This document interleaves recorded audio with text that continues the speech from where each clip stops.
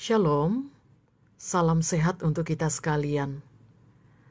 Kiranya kita tetap penuh dengan semangat, meskipun tantangan demi tantangan tidak sepi diperhadapkan kepada kita sekalian.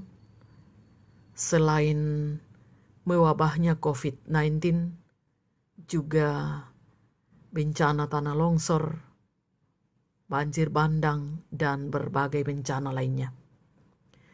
Kita tidak bisa berhenti untuk bersyukur kepada Tuhan, karena Tuhan kita adalah Tuhan yang selalu baik dalam seluruh kehidupan kita. Mari kita siapkan hati beribadah, kita memuliakan Tuhan dengan menyanyikan nyanyian Kidung Baru 133, Syukur Padamu ya Allah.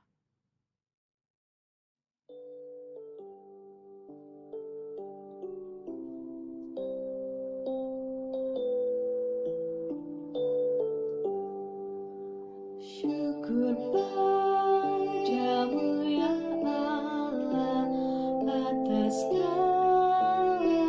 rahmat-Mu.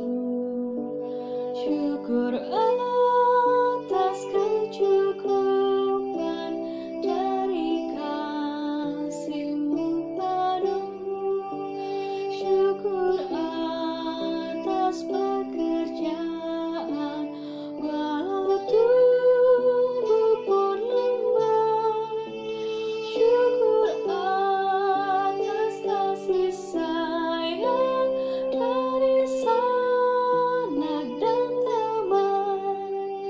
Syukur atas bunga mawar harum indah tak terpik. Syukur atas awan hitam dan mentari berseri. Syukur atas suka duka yang Kau beri tiap saat, dan firman-Mu lah pelita agar kami tak sesat.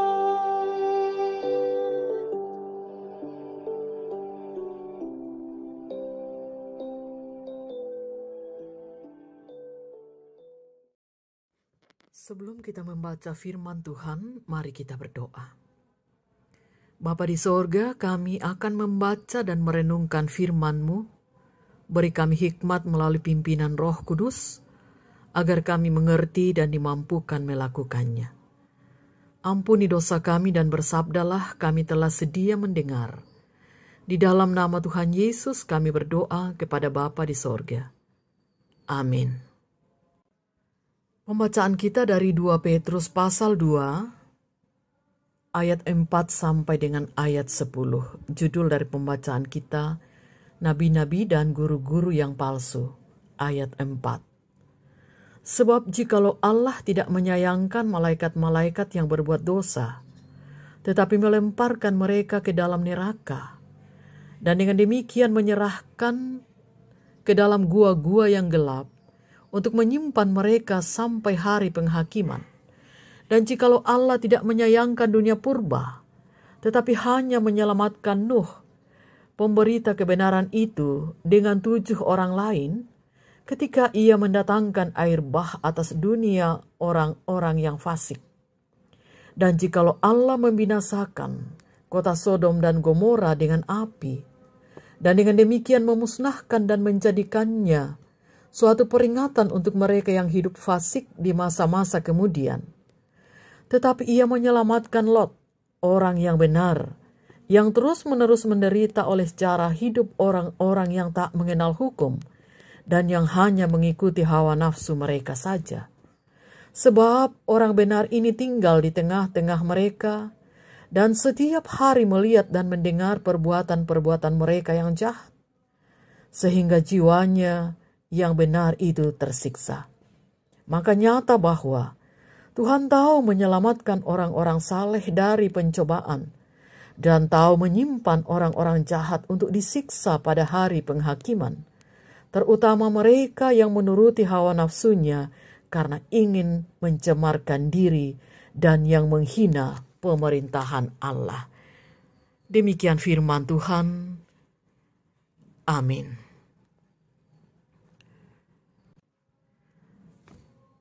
Tema renungan firman Tuhan untuk saat ini, bertahanlah sampai akhir. Saudara-saudara, hidup di tengah zaman atau angkatan yang jahat tidaklah mudah. Orang beriman di tengah situasi seperti ini gampang terbawa arus. Bahkan mudah menuduh Allah sebagai yang tidak adil. Pikiran kita gampang berkata bahwa kenapa Allah tidak memusnahkan saja orang jahat? Kenapa Allah tidak memberi perhatian kepada saya padahal saya setia dan taat kepadanya? Rasul Petrus melihat bahwa memang yang namanya kejahatan selalu terjadi dalam perkembangan zaman. Itulah sebabnya ia mengemukakan contoh dari air bah yang membinasakan bumi, beserta yang ada di dalamnya. Namun Tuhan menunjukkan cara kepada Nuh supaya selamat. Begitu juga dengan Sodom dan Gomora, dibinasakan karena kejahatan manusia di dalamnya. Namun terlebih dahulu mengeluarkan Lot dari dalamnya.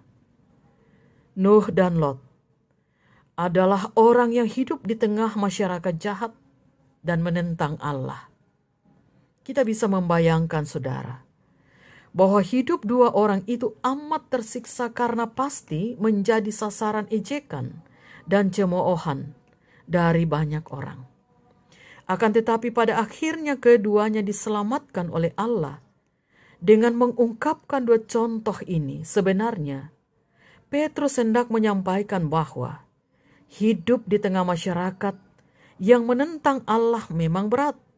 Namun satu kepastian bahwa siapa yang bertahan dalam ketaatannya kepada Tuhan akan diselamatkan.